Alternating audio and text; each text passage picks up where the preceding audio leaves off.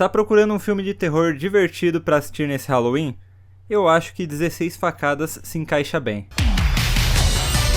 A produtora Blumhouse traz uma nova aposta de assassino slasher com o Sweet 16 Killer. Nossa, que nome. A Blumhouse é um dos principais nomes do cinema de terror atualmente. Eles apostam muito em filmes de orçamento menor para dar um bom retorno, e isso acaba dando até uma certa liberdade criativa para os autores do filme. A grande vantagem são algumas ideias ousadas, surgimento de novos nomes para o terror, e claro, alguns bons filmes para os fãs do gênero. Vamos falar da mais nova aposta, 16 Facadas. Eu sou o Robert, e esse é o Odisseia Espacial.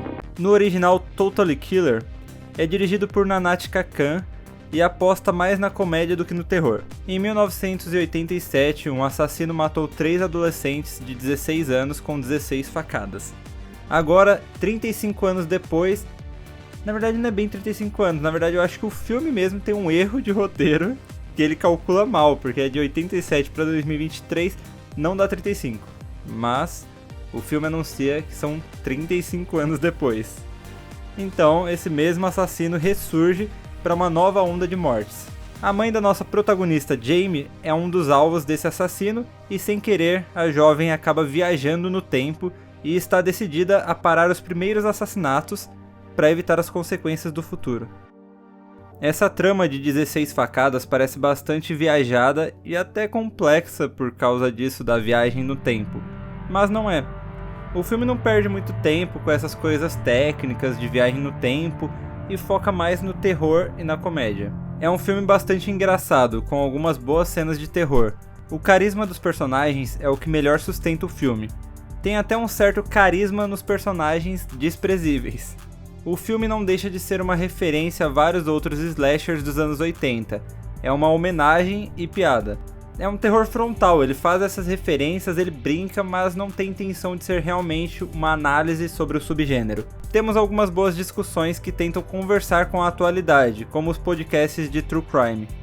Um dos personagens, um sobrevivente direto dos assassinatos de 87, possui um podcast sobre o caso. É um podcast de anos só falando sobre esse caso e ele promove até excursões guiadas aos locais dos assassinatos. É uma discussão interessante sobre os limites dessas documentações sobre assassinos reais. Tipo, o quanto é só informação e o quanto se torna um entretenimento mórbido. Um grupo de pessoas se veste com a máscara de uma pessoa que matou 3 adolescentes cruelmente décadas atrás. Elas vestem essa máscara, vestem a camisa e visitam os locais como uma atração turística, enquanto as vítimas seguem sem justiça e os parentes e amigos permanecem traumatizados. Eu gosto também como o filme apresenta os choques geracionais. As inspirações do filme obviamente são os filmes slashers, mas uma das bases principais é De Volta para o Futuro, como a protagonista mesma cita. Já viram um filme De Volta para o Futuro? Eu diria que estou vivendo esse filme agora. Ele coloca mãe e filha cara a cara com a mesma idade. É aquele clássico choque da filha que não imaginava a mãe na juventude. É a discussão sobre amadurecimento. A protagonista ganha carisma quando volta no tempo, porque ela representa bem o público se chocando com os anos 80. Eu acho que o maior acerto do filme é essa representação dos anos 80. Nós somos apresentados a esses anos 80 fantasioso e idealizado representado em filmes atuais e nos filmes da época. A nostalgia pelos anos 80 se tornou uma lucrativa mercadoria.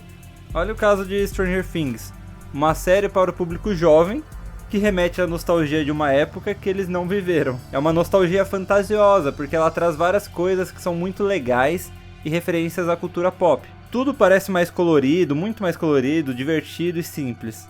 A nostalgia oitentista é a moda, mas já chegamos à nostalgia dos anos 90 e logo a dos anos 2000. É um produto lucrativo, vender o passado idealizado. Afinal, em De Volta para o Futuro já tinha uma nostalgia dos anos 50. O que o filme 16 Facadas faz é uma homenagem a esses anos 80, mas com algumas críticas. Ainda tem as roupas coloridas, as músicas da época, os penteados, aquele clima de filmes com a Molly Ringwald, mas ao colocar uma adolescente de 2023 nessa época, muita coisa é posta à prova. Tinham inúmeras problemáticas, como a segurança dos dados dos alunos, os preconceitos e até a questão de fumar dentro do carro com crianças. O filme brinca também com os estereótipos dos filmes adolescentes da época, com o grupo mais popular sendo odioso. Cada um ali é terrível, inclusive as jovens que serão mortas pelo assassino do filme, o que até faz você questionar se o assassino tá tão errado assim. Mas a tentativa da protagonista de salvar as vítimas faz você torcer por eles. Até esses personagens completamente escrotos acabam tendo carisma. 16 Facadas vem dessa onda de filmes que misturam o subgênero slasher com outros gêneros para tentar trazer uma novidade. Foi assim com Freak e A Morte Te Dá Parabéns, por exemplo. A produtora Blumhouse tenta criar um novo ícone do terror. E eles vêm tentando isso nos últimos anos. Teve a Megan, do filme Megan, os próprios assassinos de Freak e de A Morte Te Dá Parabéns. Teve também o Puka. Peraí, você conhece o Puka? Eu acho que ele é o menos conhecido desses todos aí que eu falei, porque os filmes dele, na verdade, né, que tem mais de um, eles são menos conhecidos, assim, é bem desconhecido, na verdade. Me fala aí nos comentários se você conhece o Puka, senão a gente faz um vídeo só falando sobre ele, porque é bem interessante. Então se inscreve aqui pra não perder também. O assassino Sweet 16 Killer, aqui de 16 Facadas, tem um visual legal. Eu gosto da máscara irônica dele e até das roupas. Tem essa camisa que passa aquela vibe meio vaporwave e a sobreposição das blusas e jaqueta ficam boas. O visual dele é construído com esses detalhes e simplicidade. É claro que a Blumhouse fez dessa forma para facilitar as reproduções. Estão querendo lançar uma nova fantasia para o Halloween, né? Até por isso o filme foi lançado no começo do mês, para as pessoas poderem produzir suas fantasias de Sweet 16 Killer. Aí cabe a Blumhouse licenciar a produção da máscara do filme e pronto. É bem inteligente. Quanto à personalidade do assassino, eu acho que o filme peca um pouco. Em alguns momentos ele tem carisma, mas perde na revelação. Ele aparece pouco, então vários outros personagens são mais interessantes do que a figura do assassino. Às vezes ele funciona melhor como figura de antecipação. O que eu quero dizer é que a expectativa dele aparecer e de como ele vai aparecer deixa um clima de terror melhor do que quando ele aparece. Ele não tem uma presença muito assustadora, principalmente quando ele enfrenta 6 adolescentes direto. A máscara do assassino tem inspirações na série britânica Cyberpunk dos anos 80, Max Headroom, e também um pouco no visual do Billy Idol. E o Billy Idol tem uma música chamada Sweet 16. Você pode perceber que 16 Facadas traz muitos clichês. Muita coisa já batida, muita coisa já vista e muitas referências. O que poderia fazer um filme genérico. E ele é um pouquinho genérico, mas ainda assim ele mostra personalidade. Principalmente pela força dos personagens. É um filme que aposta em muito clichê slasher, mas que não comete o erro de deixar os personagens de lado. É nesse carisma que ele ganha forças. A diretora Nahnatchka Khan faz um filme cheio de coisas que já foram vistas antes, mas amarra de formas interessantes. Ela não quer inventar a roda. Ela quer nos dar um filme slasher divertido para assistir no Halloween. Inclusive, o filme saiu diretamente na Amazon Prime Video, mas eu acho que seria muito interessante ainda assim ele nos cinemas.